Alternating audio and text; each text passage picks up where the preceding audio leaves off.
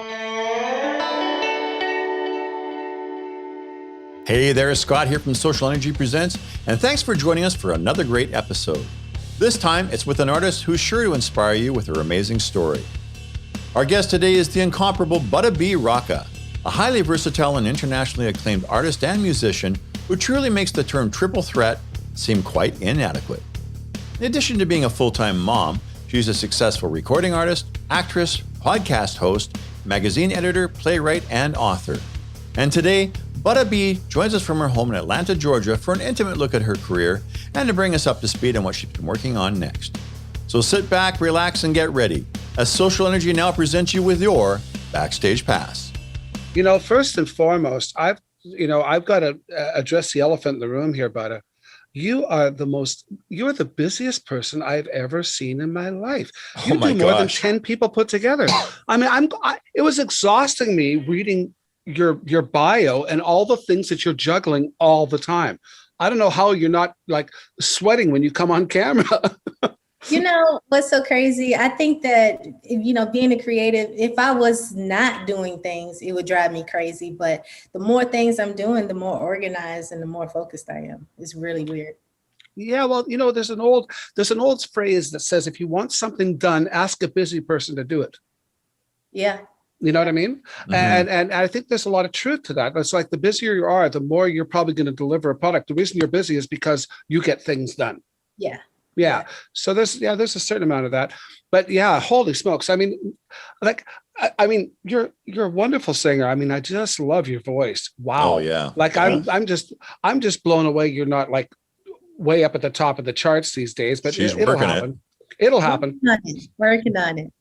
Yeah, I know. And the songs are great. The videos are fantastic. I love you. I love your new one. Like Strange Love is great. That was, but honestly, my favorite one so far, and it's probably because it's kind of a retro feel, and that's kind of suits my groove a bit, is Straight in My Heart. Oh, I actually really like that song too. It reminds me of back in the day, barbecue, skating, and everything else, just getting together with your family and friends. It's a real feel good song. I love it. And I think it showcases the texture of your voice so well, Yeah, it's great. I mean, I went through a ton of videos and stuff. I watched you live. There's a video of you live with, I had to write it down. You were doing an a cappella, and you also did Free Your Mind. You were with some other girlfriends of yours, great singers. And you guys did this a cappella thing. It was absolutely excellent. Like live. And where was that at? It was like Centennial Park. Yep, Centennial Park here in Atlanta, Georgia. I think that crowd was about 5,000. Yeah. Wow. It was so good. I mean, you guys were pitch perfect and just, oh man, just great stuff. And so do you have a permanent band all the time? Yes, I have a band that I hire that goes on the road with me most of the time. Some overseas I can't take everyone, but most of the time I'm able to work it out where I'm able to bring my full band with me. Okay. And how many piece band do you have? I have a 4-piece band. I have 2 background singers. I have 2 dancers. Oh, wow. So it's a full production. Yeah. It's a full production. Well, that's great. On horns, I'll bring, between 1 to 3 horns. So it just depends on, what type of show it is and how big they want it. I definitely believe in giving a show, Yeah. Well, they got to perform. Well, the whole R&B experience has always been that, from back in the days of, James Brown, everybody. I mean, there was always like the show was everything. Motown, like when you went to see any kind of show, like an R&B show, you got a full experience. It wasn't just some guys on stools looking at their feet, Well, but that's so often. I mean, that happened with the grunge movement. When the grunge movement happened, a lot of these people never really played in places outside of their living room or bedroom.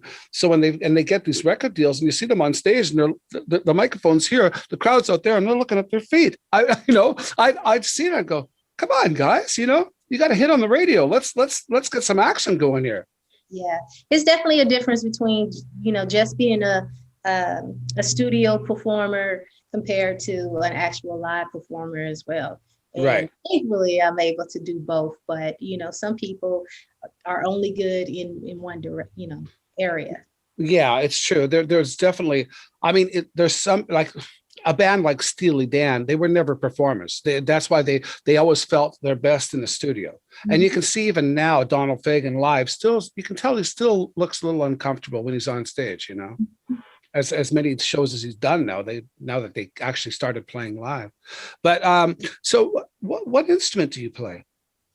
Well, I used to play keys and I used to play trumpet, but I don't play. I can play it. I can play around, but I don't consider myself. I wouldn't do it at a show, but I can do it in the studio to get my ideas out and stuff like that. I can produce tracks and stuff and play, but not as good as my keyboard player. Right. So you use your keyboard essentially is to get your ideas out and get them onto a demo stage or something where you can bring them to your like you say, your keyboard player, and they start enhancing it from that point. Absolutely. I get lost in the singing, that I start messing up on notes when I'm trying to do both. Yeah. It's like my body is like, okay, you got to pick one. So, then I just start singing. Well, it's especially bad in the studio when you're recording in the studio and like, let's say you're self-producing and you've got your microphone and you've got your engineering thing. And now you've got to sing a track or you've got to play. So you're thinking of the levels that's going into the system. And you're thinking about this and your distance here. And you're thinking about, and you're doing the job of three people all at once, and your brain is left, right. All the cylinders are firing left and right. It can be really confusing. It's really hard to just. I think that's why it's not like you can just sit down and play something and it's magical. You actually have to think it through to get your brain functioning on both sides, even when you're working by yourself. You've ventured into things that I had, I've never done, like okay. Not even close. Like, I mean, you've written a book, got an endorsement from Les Brown. Hello. Like, wow. I mean, that's serious. Yeah, It was definitely a blessing. My book actually became an Amazon bestseller in 7 hours from my pre-release, which in 7 hours. Yes. In 7 wow. hours, Wow. My pre-release. And it's called Fear of Failure. So can you tell us basically what the whole concept of that book is about?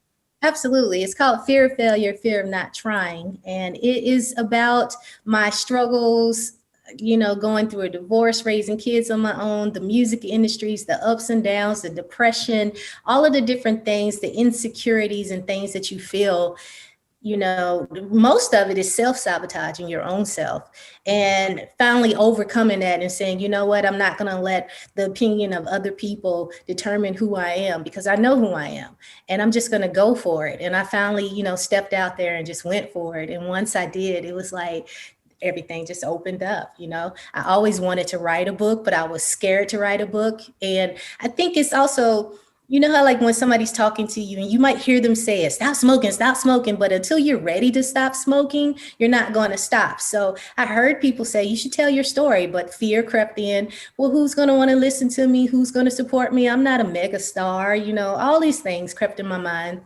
And I was performing at this yacht party, and this guy, he was speaking and he was like, tell your story. And for whatever reason, it resonated that day. And then the next day I had to go to Hawaii, and I was in Hawaii for a few days, on tour, and we ended up having a storm. So we stayed for an additional 5 days. Well, in 4 days, I wrote the book. I stayed in my room, I locked in, and I wrote it. And holy smokes. Wow. Yeah, it was definitely cool. And I mean, but I was focused, you know what I mean? I had nothing but time on my hands. I had already performed, so I was focused. So, I went in there and I wrote it. And then when I came back home, of course, I had to figure out, the cover and, the editing and all that type of stuff. But the meat and potatoes was done. And it got endorsed by a princess and an ambassador, and then it got featured on, they endorsed the book, and then they did my forwards and everything. And then it got put, when I finally released it, CBS, NBC, Fox, ABC, everybody started doing all these stories on me, and then Les endorsed it. And I was like, holy cow, because like that's fascinating. And the thing too is that you were talking about when you're writing something and that whole creative process. It's like what happens, like if you're like me and a lot of people, is that if there's no deadline, it stays half finished. You went to that word, tell your story. It sparked, after all those people telling you all that stuff, it sparked, went, I've got to do this. I've got to do this. You sat down, here's my opportunity. I'm stuck in Hawaii. What a nice place to be stuck in. But Right. I mean, but you're in your room, and now the thing is, you're educated too, so you're probably a really good typer. Yes, I am. Yeah, so that helps, because you're a graduate, like a university graduate in marketing, wasn't it? Actually, yeah. I graduated top of my class, magna cum laude, the first Black president for the Golden Key High Honor International Society. Wow. Marketing and Wow. yes. Well, so you're no slouch. Wow, that's pretty impressive. Degree. I also have a degree in computer information systems. Really? I read about Oh my that. Yeah, so goodness. you've got everything sort of covered. All your ducks are in a row, as they say. But I was going to go down that a little bit more of that rabbit hole. The thing is that when they say, like I've always said, give me a deadline and I'll reach it. If you don't give me a deadline, it'll stay unfinished forever. But and then people say, well, I was just reading something recently, maybe you've heard it too, where somebody said it's not the deadline that makes you reach your goal. It's the fact that all those ideas have been swimming back there the entire time anyway. Yeah. So it's not like you're coming up with this stuff immediately. It's already been in your brain. It's just now you've set a time clock and you go and you finish it.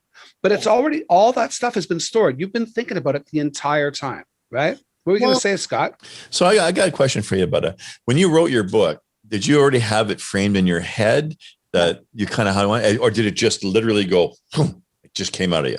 It just came out of me. And that was the thing that was the hardest part, because like I said, I've always wanted to write a book, but I didn't know how to start. So I just started, and I started writing in my phone, typing it up in my phone. And then I'll say, okay, well, let me add this at the beginning. No, let me push this down. And that's just kind of how it started forming. Biggest thing is starting. You don't have to know where you're going to start. You just got to start. And then it just starts to work for you, A friend of mine developed prostate cancer a few years back, and he was sitting there convalescing at home and went, I'm going to write a novel. And he wrote a novel, and it's like, so he was sending me, like, as he was going through, and I'm going, this is brilliant. Like, I can't believe a guy who's never written anything before has come up with this incredible fiction. That's just a wonderful story. But of course, now the reason I bring that up is that he wrote a fiction piece. So of course it went to the editors back and forth, back and forth, back and forth. Well, how much of that happened with your story? Because your story was more autobiographical. So, I mean, it had to get edited, but not to the point where somebody was saying, well, I don't think you should put this. It was more of grammatical editing and stuff like that to make sure that it was, properly worded right, and spellings and stuff like that. It wasn't a lot of challenging, sometimes they would say, well, you sure you want to put this part, but it wasn't too much of that. Now let's go. Now we'll get to the music eventually. You were a playwright. You wrote a play. But Yes. Okay, how does that happen? That happens when you injure yourself and you have to figure out, what else can I do? So what I mean by that is I was on a tour in Bahamas. I injured myself, and when I came back home, I had to be off work for about 2 weeks. And so that made me really start thinking about, okay, so, if you can't be on the road, what are you going to do? And so I've done plays before. So I started contacting different people about, being in their plays and everything. And I met up with this one director in a play that I was getting ready for. And we was talking about deep lyrics. And I told him, I said, well, I can definitely write some deep stuff. I said, here's one of my songs. And I let him hear this song called The Storm. And he called me back and he was like, this is a play. And I said, I always wanted to write a play, but, here go to self-sabotage. I don't know how to do it. And, that type of stuff. And he says, well, I've been writing plays for over 20 years. I could write it for you. And I said, well, I'm a writer, so I don't need you to write the whole thing. But if you show me how to do it, then, definitely this would work. And so he started writing it at first and showing me, the technique and how, you make it flow, having various people coming in and out of the conversations and stuff like that, because it's a whole lot different from just writing a song. And once I understood the concept, it was easy to flow. And the whole play was written within a month. And Wow. we ended up having, because of his connections, he sent it to one investor that read it and was like, wow, they loved the title. The title was "I Cheated, So What?" And So what, I cheated, so what? So what's the premise of the story? Do you mind giving that away? yeah, it's about the woman that says, I've had enough, and she cheats. And she's like, okay, well, you've cheated on me a million times and you want me to weather the storm and always be there for you. Okay, now the dynamics has changed. Can you do the same? I cheated, so what? So the first lines is, I admitted, I did it, I cheated, so what? And it's actually based off of a real story of a girlfriend of mine who was married for a long time. They had 3 kids together. He ended up having a kid out of wedlock. She helped raise this kid. And on the child's 4th birthday, she took her kids to the birthday party, and the other mother didn't want her to be there. They, big argument happened, and she made the husband tell his wife to leave. And she went crying to another man, and one thing led to another. She said it didn't go all the way, but it did, something happened.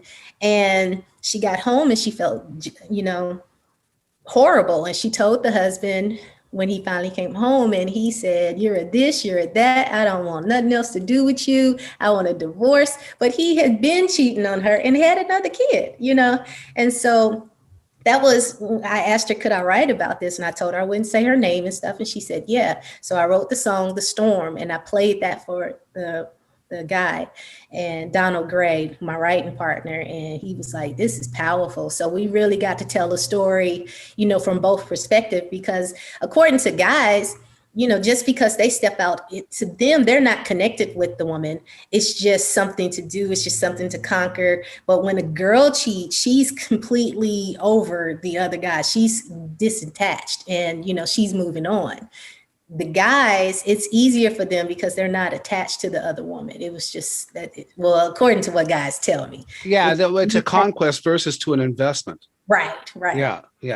And so, yeah, because I've sort of read up about that sort of stuff myself, and that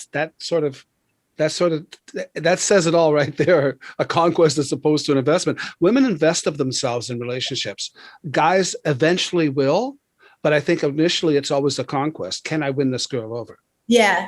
And what was so cool is we had 6 national recording artists in the play, from Christopher Williams, Robert Carey. It was so many people, everybody, including the backgrounds, everybody could sing and everybody was artists. So imagine just the rehearsals alone. It was ridiculous. So how many songs?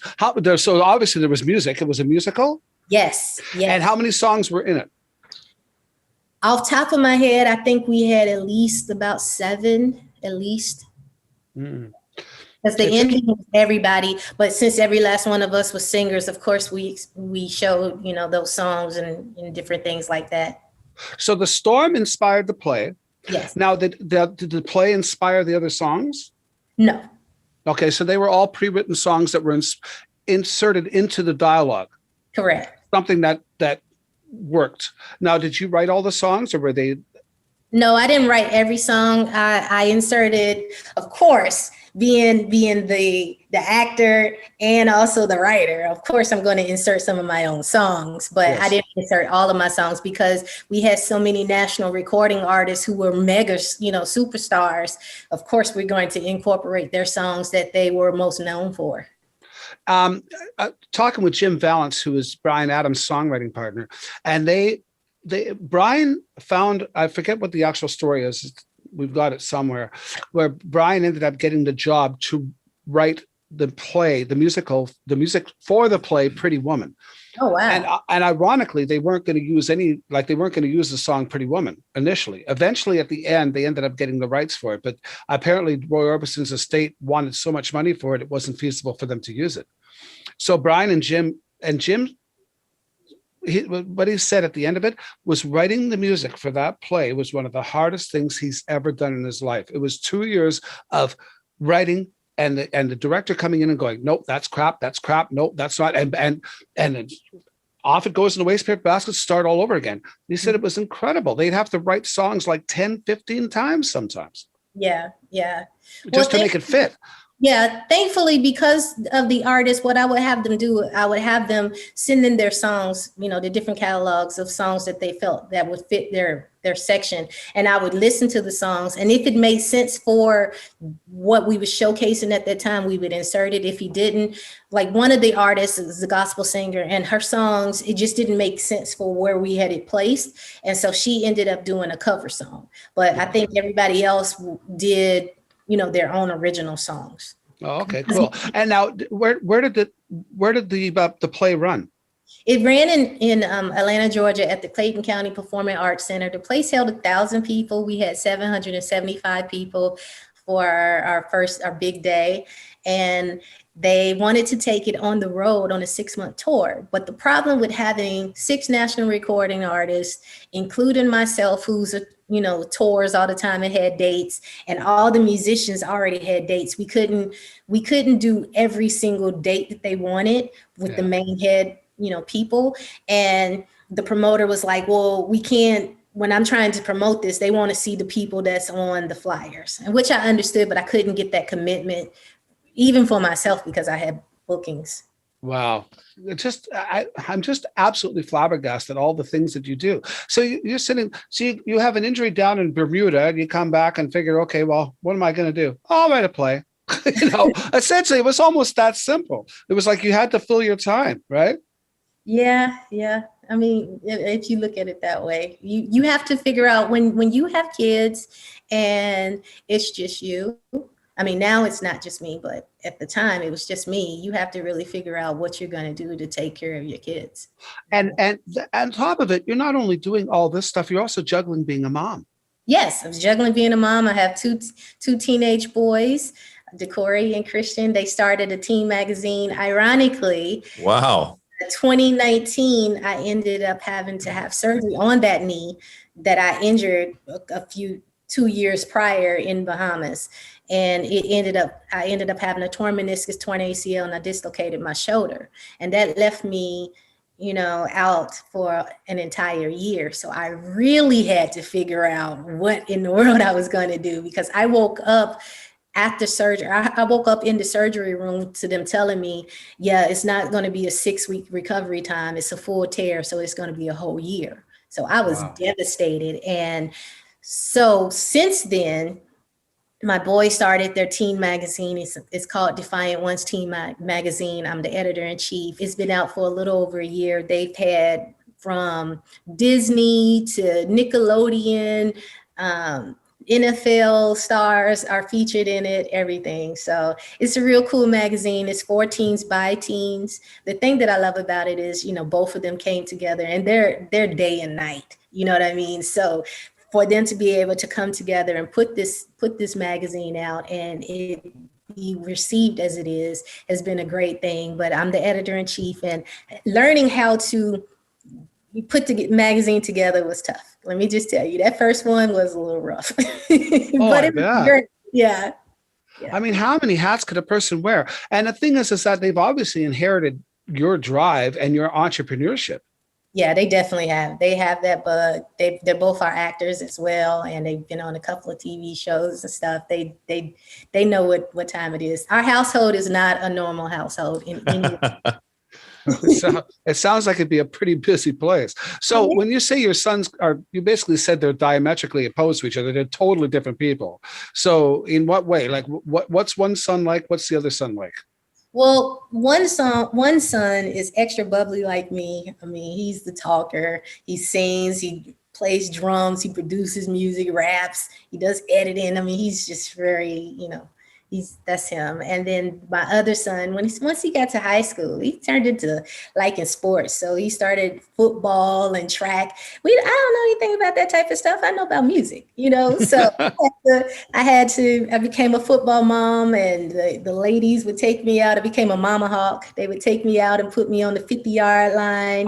A mama hawk? Yes, it was called because their captain was the hawk. So I'm a mama hawk. Oh. And they would teach me about the plays and, explain everything to me. Because when I say I know nothing about sports, you ask me about music, I can talk all day. Sports, it's different, So I had to really learn because, you have to understand if you have to be able to go where your kids are going. You know, as much as I wanted my son, now he started off playing, both of them played instruments. My oldest son, the one that's football, he started playing the guitar and bass and saxophone, but that's just not, once he got to high school, he was like, this is not what I want to do. So I have to respect that, and you have to support him where he's at, you know what I mean? So yeah, it's where their drive takes them. You can't force a person to be something. Exactly. And you're a case in point right there. You were, writing that book, no matter how many people told you, like you said, about quitting smoking. A million people can tell you. It's when the light bulb goes off in your own brain. You go, okay. Yeah. You'd be like, same now, thing. yeah. You also have a podcast, the Transparency Podcast. Now, the byline is discussing the trials and triumphs of entrepreneurs and entertainers, Absolutely. which obviously describes you to a T. And you would definitely be an expert in all that. At least you've lived it, at the very least. So, how long has the podcast been out there, and how many episodes, and what platform are you on?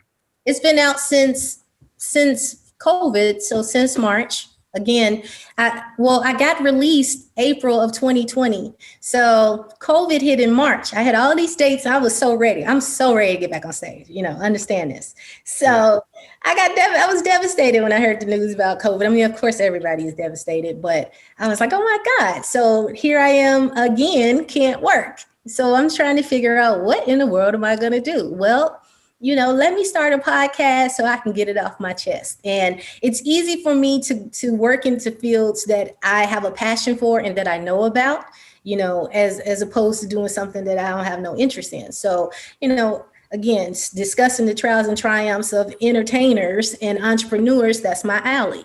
So I called a couple of my friends from Tony Terry, all of these, stars, and was like, hey, I'm going to start my podcast. Everybody was like, I got your back, and started the podcast. I think I'm up to like number 31. Oh, wow. Right So that's now. substantial. Yeah. And of course it's on Pandora, Spotify, iHeart, the digital platforms. But the cool thing is, I have now on 7 international radio shows. So I'm on their stations. So I'm on Q-Mix Radio in Japan. I got picked up in Nigeria, in South Africa, in London Energy Radio. I'm picked up in Canada, Rockdan Radio, and Detroit. I feel like I'm missing, and a station, Blaze One Radio here in Atlanta. So yeah. Fantastic. How's that happen? How's that happen, Butta? How you go from podcast to being picked up to commercial radio?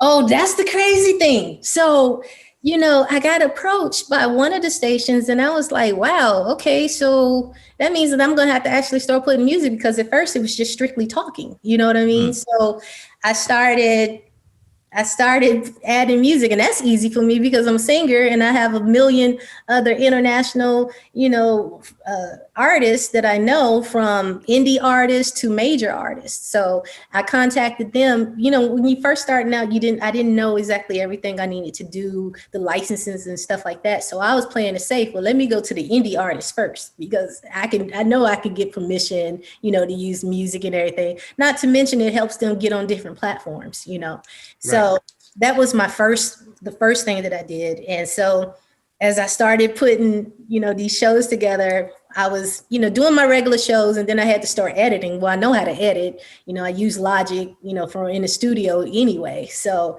start going in there, editing, the interviews, inserting the music in between, start doing my little shout outs and DJing, and I don't know. Then people start calling me about commercials, and it just started working. Unbelievable. You're just a powerhouse, girl. And not to, okay. So, but the video for Strange Love, Alice in Wonderland sort of take off and stuff. And with you did it with Homer MC. Was that shot during COVID? It must have been. Yes, it was shot during COVID. It was shot at one of my friend's house, and it was really hard trying to explain what my concept was. It's a beautifully shot video. The quality of it is just beautiful. The costuming, oh my God. Thank you. Yeah. Thank you. I was paired with a great videographer, well, with a great director that was able to get all of my ideas out. And it was definitely a beautiful thing, because when I say every single thing that I thought of that I wanted, he put in there for me, you know. And then because I know how to edit videos, but I don't consider myself to be a videographer, you know, but I can get my ideas out on a lot of stuff.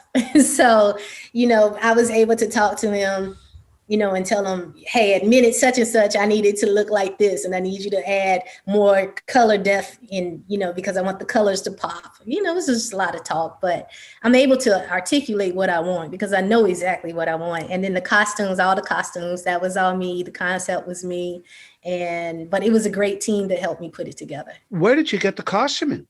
Well, it just so happened we shot it in October. And that was around the time that it was Halloween. So, oh, of course. Right. Yeah. So all the costume shops are available. I went to the thrift stores and racked up. Sorry, what was that? I went to the thrift stores and racked up. Yeah. We do a lot of our shopping at thrift stores. It just makes sense. Yeah, you know, it made sense for the video because, you know, it was all coming out of pocket. So I needed to make sure we looked good at an affordable price. Absolutely. Yeah. Well, it certainly came off. And what a beautiful setting, too. So that's your friend's yard, you said? Mm-hmm. Wow. Beautiful.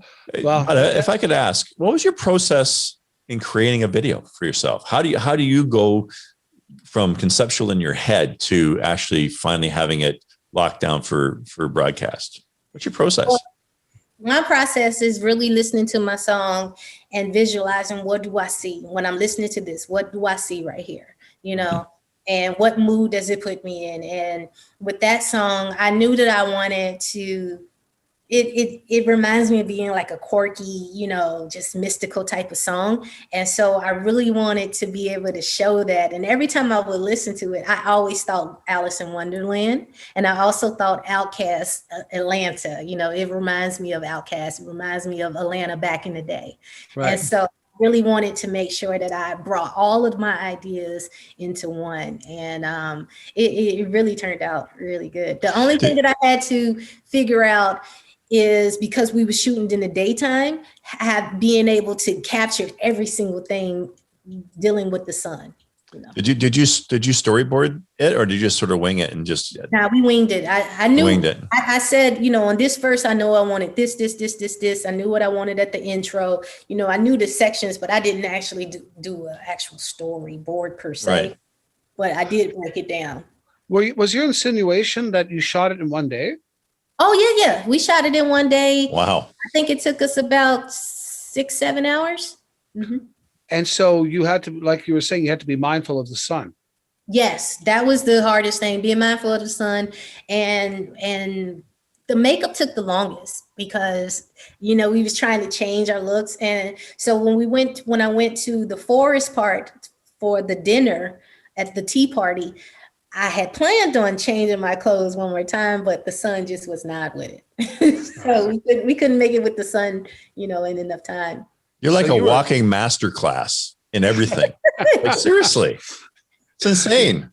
You were really behind the eight ball there, boy. You had to get that done. You were operating basically a one-day budget. So how did you find your director? Where did all that come from? I think that's where Scott's question was leading to. It's not just a conceptualizing of it, but actually making that thing come together with crew and everything else. That's a huge undertaking. Yeah, I just finished shooting actually a commercial video, and I think about the process I went through, and I had to actually write a script and think about the shot list and all this sort of stuff to come up with a 4-minute finished product. Right. So, I went through all the different stages. And so it's interesting to see your process and how, like you said, working with directors and stuff, like how that all come together. Well, I spoke to a friend of mine who shoots videos and everything. And I was telling him, you know, all of the different special effects and stuff that I wanted on the video. And he was telling me about his cousin, Mazio, who shoots for Cardi B and Akon and all of these big people. And he sent me over a video that he shot for Akon called Wakanda. And in Wakanda, Akon literally transforms from being a king to a commoner so that he could see how his common people live. And so he drunk this this spell and from the witch doctor, and he drunk it and it turned him into a commoner. And when I saw it, I was like, that's exactly what I had been thinking about. And it was cool because I had told him my concept before even seeing that.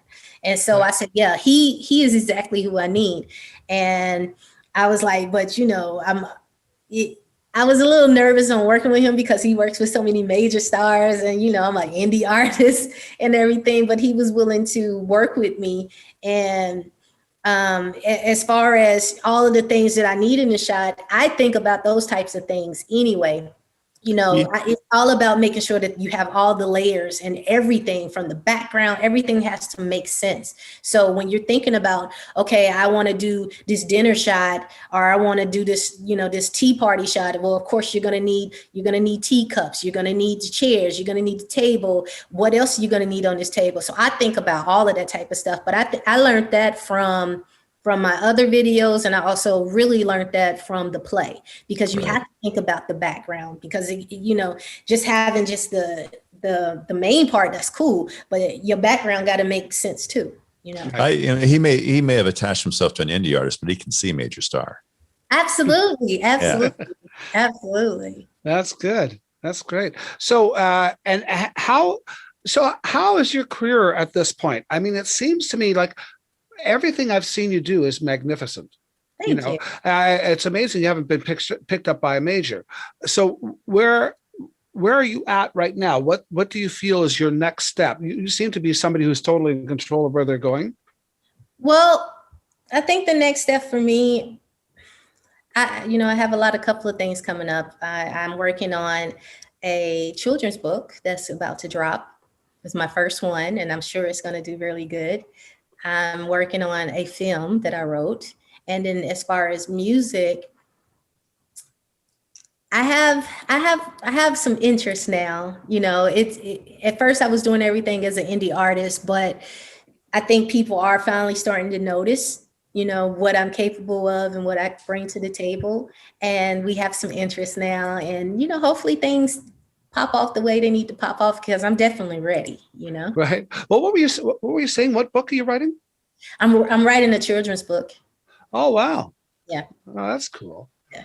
I'm tying it into, from my music video, I mentioned Butta Land, right? Right. And so right. I'm tying it into that. Oh, okay. Okay. Well, that makes sense. Yeah. Butta Land. That's, yeah. Yeah, because I mean, at the end, of course, he comes back, and you're lying there. You've had this dream, and you're talking about Butta. He's going, "What are you talking about, girl?" Right. Yeah. Right. No. It's fantastic. It's a great little story. Thank you. But yeah, and so you really feel like, well, it seems to me like if I was a major, I'd be looking at all the stuff that you put together and go, "Wow, this person's got some stuff on the go here." Like, there's not a heck of a lot it would take for them to put you over the next level. I think it just takes one, that one person to take that chance, on me. And I definitely feel like, but even if someone doesn't, I feel like you have to be comfortable with where you're at and just keep running your own race. Back in the day, I had 2 deals on the table, one with Warner and one with Sony Records, and I ended up getting into a car accident. And that car accident left me drinking from a straw for 6 months. It took me a long time to come back out. And when I finally did, a year later, the deals were no longer on the table. Warner had revamped, and Sony had signed a young lady, had just signed a young lady. And then the third label, Allen Records, they basically told me that, I had missed the boat. Here I am, 18, 19 at this point. And it was, it was devastating. So it took me a long time to finally come back out as an artist, but I had to say to myself, regardless if I have a label, backing me or not, I got to have enough faith in myself to keep going and show the world who I am. So I would love a label to, pick me up and help me get to where I need to get to, because I definitely know that I'm ready, and I know that I'm just as good as some of the major artists out there, but if they don't, I'm still going to do the best that I can do and Going back a few years, nobody was going to stop Tina Turner. Yeah. Nobody. She was going to make it whether a record company knew it or not. Yeah. That's kind of my attitude. I don't want to sound like arrogant or anything, or sound like I don't need anyone. I mean, it would be great to have, like I said, a label, to support me, because that would definitely take me to a whole different level quicker. But I'm going to fight to get there, one way or the other. The hard part though is you get a label who takes you on, and they take you on, you're going, hey, and then they give you a vision that's not yours. Yeah. And you're going, wait a minute, this is my career. And now you've got that problem. Yeah. Because, so now you've got this money that's invested in you, and they want to take you somewhere that you don't believe in yourself. And that's been a problem for a few people. Well, I've had offers, since then, since my car accident and everything. I have had offers, but they have to be the right offer. I do know who I am. I'm not just going to just sign to a label just to say I'm signed with a label. It has to be a label that, understands my vision, is not trying to change me. I mean, I can compromise and everything, but, you can get lost in the sauce, and it becomes their vision instead of, the artist. So I definitely want to work with have a label that believes in me as I am and wants to enhance what I already am bringing to the table. Some artists don't have that creative flair where you do. I mean, and you have a creative flair on so many levels that someone else telling you the creative direction, it just wouldn't work, because your vision is so broad. I'm open, and at so many different levels. I'm open if it makes sense. If it's good, I'd be like, oh yeah, okay, great. But if it don't make sense, I'd be like, yeah. To do otherwise wouldn't be smart, for sure. So when is your clothing line coming out? I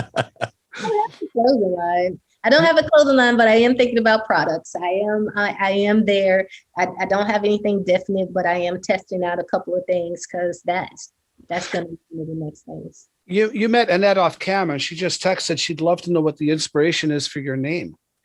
Oh, well, actually, in Tampa, when I used to live in Tampa, they start calling me Butta when I was singing. They said, "Ooh, she's smooth. She got a smooth vocal sound." So they would call me Butta B-Rocka, Butta. And then when I moved to Atlanta and I began doing backgrounds in the studio, they would always say, "Yeah, B-Rocka. All right, B-Rocka, she rocking." And so I just combined. Okay. I put out the project. Yeah. Oh, cool. Well, and that things with your clothing line, you could start with those earrings. Oh, thank you. I appreciate it. I've actually had a couple of people ask me about clothing, so it's funny that you said that. But I don't know. I would really have to figure out what type of clothing, because I'm real all over the place out there with my clothes. Right. I'm just waiting for you to get to a point where, if you're not getting the right deal from a record company, you're going to say, hell, I'm going to start my own. It's about having the funding to really push it the way you need to push it. I don't, unfortunately, right now, I'm just going to say right now, it would be hard to really push it the way I need to, starting a record label, but that I have thought about it. Definitely. It's interesting. I don't know if you're aware of the band Rush from Canada. Now, Rush were a major progressive rock band that filled stadiums everywhere. When they started out, no record company would sign them. Nobody. So they started their own record label. Now, the thing about them, when they started gaining an audience share, they became the first real indie record company that I heard of. So as you know, with indie records, with anything, you're now licensing to majors, which means you get to keep all the money, because now the majors haven't invested money in you. They're just piggybacking off all your success. So they became incredibly successful and incredibly wealthy by doing something, because nobody thought they would ever achieve anything, no record companies would believe in them, and they became bigger than anything. And they got all the money. It's incredible. Yeah. I do need to look into that as well. Yeah. Well, I'm not trying to say that that's what you should do. I just found it an interesting story with that whole thing with independent labels. I mean, I think that's happened a lot, since then. But, with Rush, that was back in the 70s, back when people were just signing bands left and right, and nobody would sign them. Yeah. I've been approached by some indies that had major distribution. Again, all of it sounds great, but it just got to make sense paper wise.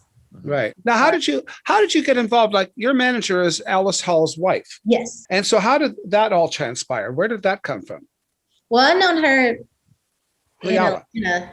Yeah, I've met her in Atlanta. I was trying to think about how many years ago, several years ago. And we really connected I was nominated at the Georgia Music Awards. And we connected there. And we stayed in contact with each other for a long time. And then we ended up, we've been speaking to each other for a long time, but then recently, a couple of months ago, we was like, we should really do this. You should become my manager. We talked about it all the time. I think it's time, because I can't do everything on my own. Yes.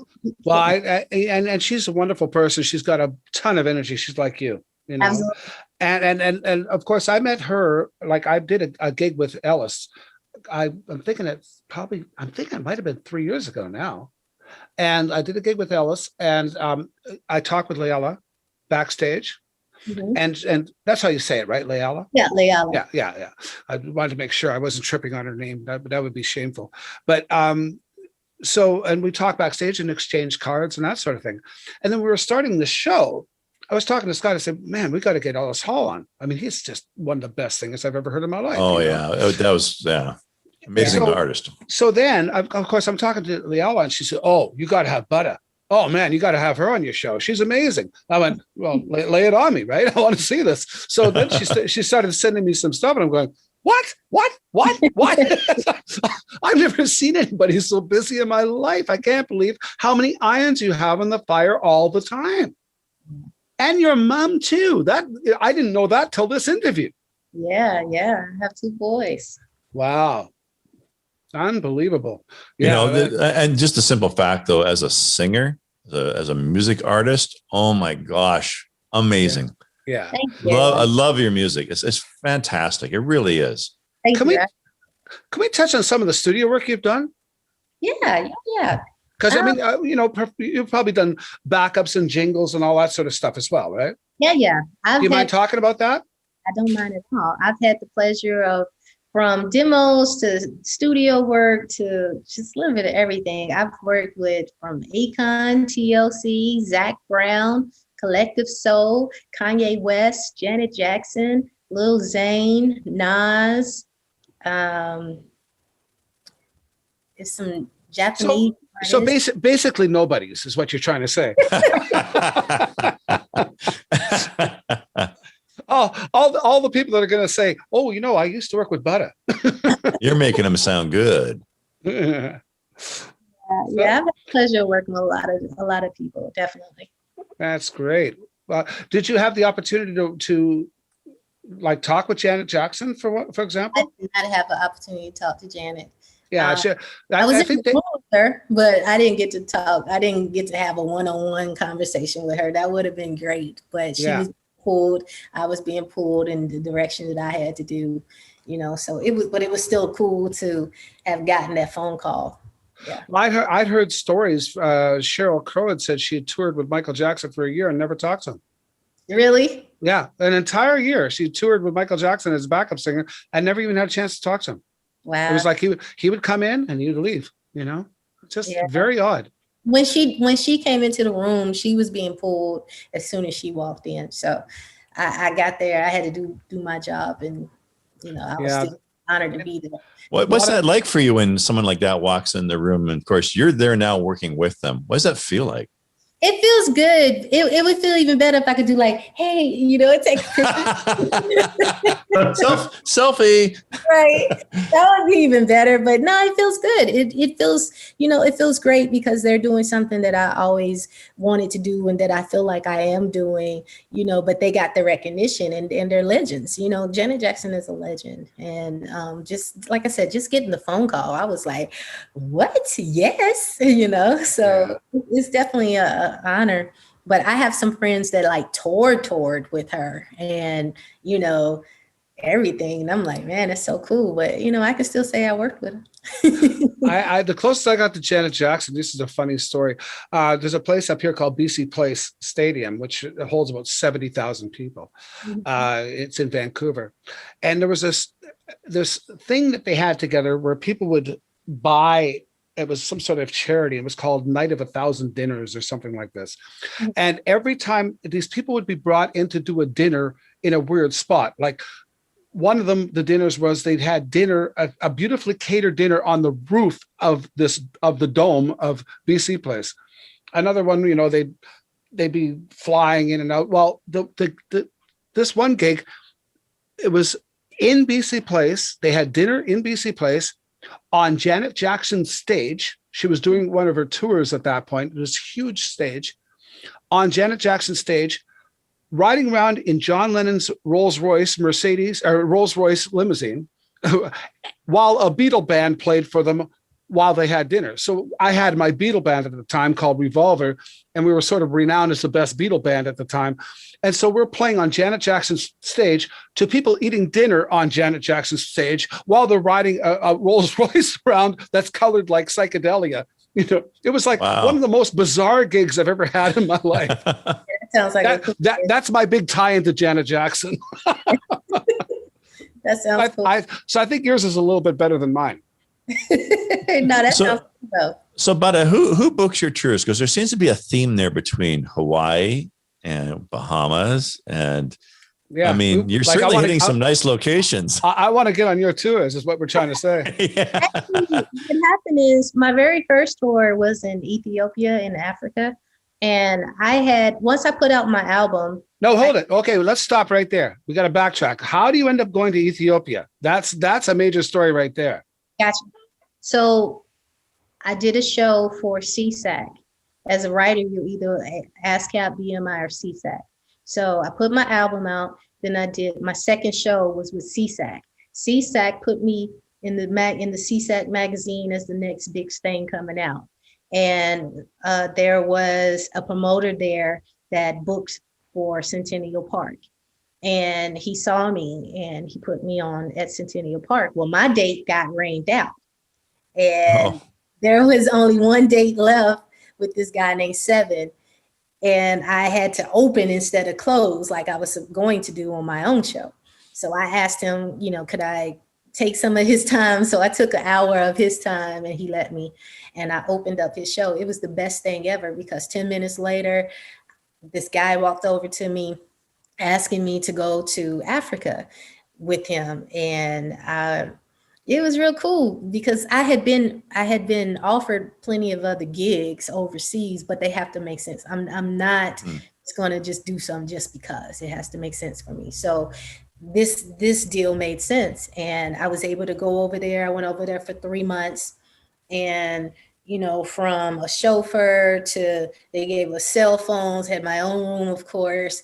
They flew over a family member for 2 weeks while you're there. I mean, it was so many perks. And I performed 4 nights for an hour and a half. And I was like, yeah, I could do this.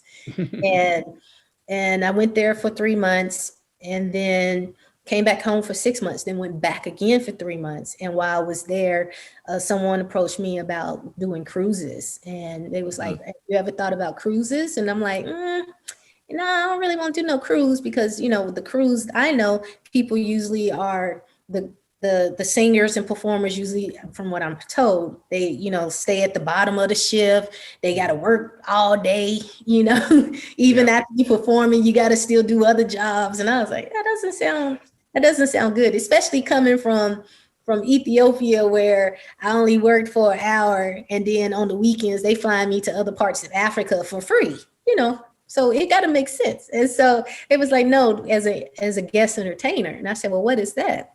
And they said a guest entertainer is just like a big celebrity coming in, doing a one night only in the main theater, you know, with their orchestra and stuff like that. Whole different matter. Yeah. Yeah. So I was like, okay, well, I can do that. So they would fly me over, put me in my suite. I got to bring 2 additional singers, my background singers, and they would come and perform with me. and we had their band read our sheet music and do our show. We would stay there for a week. So say like we got on like a Wednesday.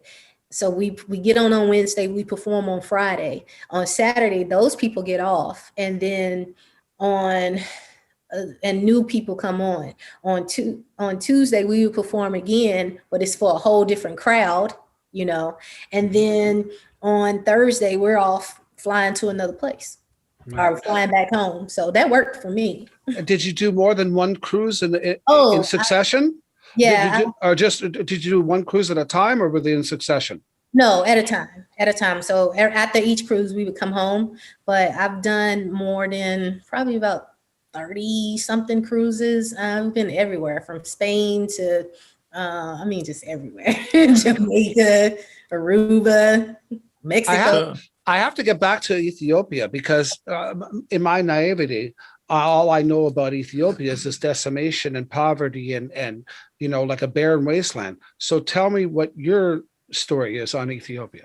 So Ethiopia definitely opened up my mind to a lot of things because I thought the exact same thing. Now, what was crazy is we performed at the Sheraton, which was this huge, it looked like a big castle. I mean, it's absolutely beautiful there. They got these big gates and, the guards at the gates, and then you open it up and it's just beautiful. But outside of that, you have people sleeping, using rocks as pillows. And, in the street, you'll have dogs. We're used to seeing dogs. Well, over there, you see sheep. Or you will see cows just walking or donkeys just walking in the middle of the street. That's weird for me because I'm not used to that. So it was definitely different. We went over to the Blue Nile River, and there were kids that was running up to us. All they wanted were pens and pencils and flip-flops. And so we brought them the second time I went because I noticed they didn't have shoes, and they kept asking us, do you have a pen? Do you have a pen, or do you have a pencil? So when I went back for the second time, I brought over pens and pencils and school supplies and stuff like that. But to me, I had never seen tin huts. People live in tin huts or in mud homes. And what was crazy is you would have a big, beautiful house. You would have like 5 big, beautiful houses, and then maybe 20 tin huts, or maybe 20, clay huts. And I'm like, that's different for me. And so the ultra rich to the ultra poor. Yeah. I didn't see like a middle. I didn't see a middle, not where I was at. I didn't see a middle. And like you would see the women, the older women, like the grandmas having eucalyptus on their shoulders, walking up and down these hills. You would see the kids using what we have over here is coolant. And they would use like those plastic containers that look like coolant, and they would fill it with water at the lake. And then they would go home, and you would see these big tin tubs that they would fill the water, and they was using that to bathe. They was using it to cook. They was using it to drink. And I had just never seen that before. Even when I was in the Blue Nile, at the lake, I saw people drinking, using the bathroom, washing the animals. All of it was happening at the same time at the lake. I was like, this is different, but then on the flip side of that, there was so much riches and beautiful lands and beautiful, amazing people, amazing.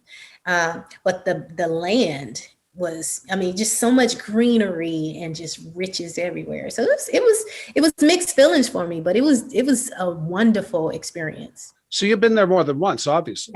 Yes, I've been there. So that first engagement where the gentleman offered you to go to Ethiopia led to another visit? Yes. And so you went there twice? Yes, I went there twice. So I was there for 6 months total. Wow, that's fascinating. What a wonderful experience. Yeah. Were you going to ask something, Scott? I'm sorry, I might have cut you off, Scott. Were you going to ask something? No, I was curious, but you kind of already touched on that. Was there's such a difference in the population there economically. Did you get a chance to spend a fair bit of time with people that were less disadvantaged, or that were disadvantaged? And you sort of mentioned that by helping them with school supplies and stuff like that, because they probably didn't get a chance to see your show, did they? No, they didn't get a chance to see my show.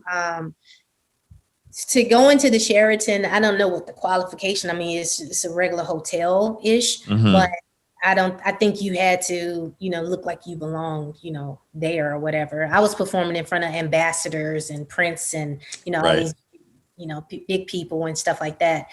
And then I met people outside because I didn't want to just stay in the castle. I mean, stay at the hotel. Of course, you want to venture out. And in 3 months, you're definitely going to venture out. And I wanted to see the land and everything. So I made friends with a lot of the people that lived there, and they took me to other areas, and I really got to see. It was crazy. Like this one guy, he took me to this place, and we had like the moonshine, and we ate and everything. And then when we went, but the place he took me to eat, there was all of these different sheeps and goats. And the lady was like, well, which one do you like? And I was like, oh, look at that little baby right there. And I didn't think nothing else of it. So that was the menu? Right. I had no clue. It really was. It was. Oh, no. Yeah, it was the menu, basically. I killed the doggone. And they presented it to me because they eat it raw. You can have it cooked or you eat it raw. And they ate it raw. And they brought it to me cut up. And it was like, here you go. And I was like, oh, no. I'm Tanish. That means I'm full. But I hadn't even eaten. But no. Oh my gosh. So I got to get off this topic. I'm an animal lover. This just breaks my heart. I was going to say, so when you have, you said you were there 3 months at a time and you only played 4 engagements for the entire time? No, I played 4 nights a week. 4 nights a week. Okay. That parallels, I had a gig myself that I did 10 times over 8 years in Poland. It was at a Sheraton, very much the same thing. Really? And so we'd have like a Sunday, Monday, Tuesday off or something like that. And that's when I got to travel and see all over Europe. Yep. Yeah. It's kind of like the same thing. Yeah. Okay, good. Well, so I understand exactly what you were doing. Yeah. So and we were nestled right in the middle of all the, what do you call it? All the embassies were there, And of course I was there exactly a year after 9/11 in Poland, 2 blocks from the U.S. Embassy. And I was scared like hell that something was going to happen there, Wow. Yeah. We was actually down the street was the embassy and all that type of stuff. So I actually felt, very safe where I was at. I didn't have any problems with that. And we had security and stuff like that with us. Oh yeah, we were very safe, but my imagination was running wild because of what had happened. I mean, I was still frightened after 9/11. That was new. Yeah. Definitely. Yeah, my wife, in her other life, she actually lived down in Bermuda, and she was in Bermuda. She was only there for a few days when 9/11 happened, and here she is on this island in Bermuda, and living there, a whole new place, and just like, wow, talk about a scary situation for her, because you don't even have your parents or anything to make you feel secure, Yeah. But anyway, so now we get back to, so your play ran just the one time, sadly, but was it ever videoed? Do you know? Yeah, it was videoed. Yes. And so maybe at some time it can have a resurgence if you can put the crew and cast together that could actually be a touring company, or possibly find a place that's off Broadway. Yes, I'm visiting some different things now to see what makes sense for it. The only thing on the video, there was 2 instances. Everything is clear on the video. The sound quality is great. There was 2 times when 2 different singers were singing that the mic shifted, and it kind of sounds a little muffled on a little bit of the song, and then they opened back up. It was like when they crunched in, right. It kind of so we got to get, that's the only part. So the thing that I'm thinking about doing now is just having them re-sing that song and just put it as a voiceover. And then I would be able to shop the video and everything and actually get it placed, and also look into Broadway and some other things on it. But I can also take it on the road. I just have to figure out, I might have to not have 6 nationals, because honestly, it's very hard to. Well, yeah, you'd have to have people take their places. Maybe take like 2 or 3 stars plus yourself, and yeah. Because the cost of that is astronomical. Yeah. It The really bad is. thing is everybody was so good. Everybody was great. I didn't have any problems with anyone. Nobody was a diva. I mean, it was the chemistry was really good. So how do you write off somebody that was great at what they did and that was, just such a team player? So it's really hard for me because I'm attached as an artist to another artist that was pouring their heart out and giving me what I needed on stage. So you were using lavalier microphones then for the show. Yeah, I remember going to see a Nat King Cole show. And at the time, I wasn't understanding how it worked because it was almost invisible. Because there's a scene where Nat King Cole is walking down the aisle of the theater singing. And it's like you hear him perfectly. And there's an orchestra playing in the pit and all that stuff. And I'm, what the heck? Not realizing there's this little wee wire that sticks out right here. You can barely see that has a microphone on it. And that's what they were using. And so there was never a microphone on stage unless it was a prop. Where Nat is performing in front of the piano or he's standing up singing. But it was unbelievable, the quality of that sound. I couldn't get over that. And of course, that eliminates the possibility of the clothes getting in the way of the lavalier, right? So, yeah. But so you were talking about a movie now, a movie script. Now, is it going to be similar to, what you did like with The Storm, or is it a whole different idea? Or it's a whole different idea that I came up with. So can't really talk too much about it. I'm still in. It's already written, but I had initially wrote it as a TV show. I wrote 13 episodes, and now I am turning it into a film. How in the heck do you learn how to write a TV script now? Because that's even different from that's like totally different than being a playwright. But not really. Really? Because I'd heard that because you always see when something is a play or vice versa, when something is not a play, you always see rewritten by such and such, somebody who's a specialist in doing that, even if it's the same story. Yeah. So it hasn't been too hard for me to write the two. I've never done a TV show, of course, but I've definitely written it, and now it's getting everything to make sense to be able to put it out. And as I begin writing it, it seems like it's going to be easier for me to just make it a film as opposed to a TV show right now. You know what I mean? Because it's a lot of time and energy making episodes as opposed to just doing a film. Right. I think you're missing the boat here. I think the real opportunity here is just a reality show where they're trying to keep up with you. Because if you think about some reality shows where people are going on in their mundane, I don't say mundane life, but it's like a singular track in their life. But you've got so much breadth to what you're doing from a reality show standpoint. I mean, from a public interest standpoint, I'm sitting here listening, and I'm now we're on to the next thing, and then we're on to the next thing. Oh, what? And a movie and a TV show, and it's like what? There's just so much to keep track of. But from a reality standpoint, it's the problem with reality shows is a lot of times they're scripted and they're not very real. Right. This is different. This is real, and these are real things you're working on with real other artists and professionals. And so the storyline, I think, I'm captured, and I want to know the details. And I think that's where you've got real opportunity. It's just someone following me around with a camera going, I can't keep up. What's so funny is a lot of people have mentioned that before, because not only, my story, but keeping up with my kids and all of the different endeavors, because, they have a clothing line, they have their magazine, they're doing all these different things. And then my fiance has his own show, is an author, he's doing all this stuff. So a lot of people have said, man, you should have some cameras on you. The problem with reality shows for me is, like you said, it's scripted and they like drama. And I'm okay with drama if it's natural drama, but not just drama just to have, to be on TV. I don't want creating scenarios that aren't true. Right.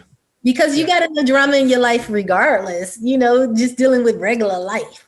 I think the drama for you, though, is just keeping it all straight from one another. If I'm working on this project, it requires this amount of focus. I'm working on this project, it requires this amount of focus. Now, how am I going to combine the two?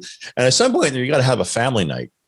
Well, how do your family all get together and, just have a regular night with popcorn? And, does that even happen? Because it's an interesting process. It does happen, but it's crazy. We take care of our business first, and then, if we can push something aside and spend that time together, we'll do that. Because Right. you have to be able to balance. You do have to be able to. So we got a question for you. It said Butta mentioned many artists she shared the bill with. Who would she most like to collaborate with? Oh man, I would love to collaborate with Bruno Mars, with Outkast, with Janelle Monáe, with Stevie Wonder. It's so many artists out there that I would love to work with. if you had a choice of one right now. Right now, I would say Bruno Mars. Yeah.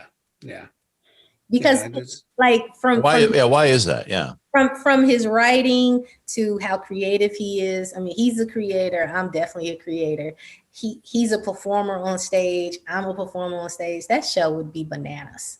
I'm just blown away that Bruno Mars was like, when he was young, he was an Elvis imitator in Hawaii. Oh, really? I didn't. Yes. Yeah, he is. As a little boy, he used to do a little Elvis show. Yeah.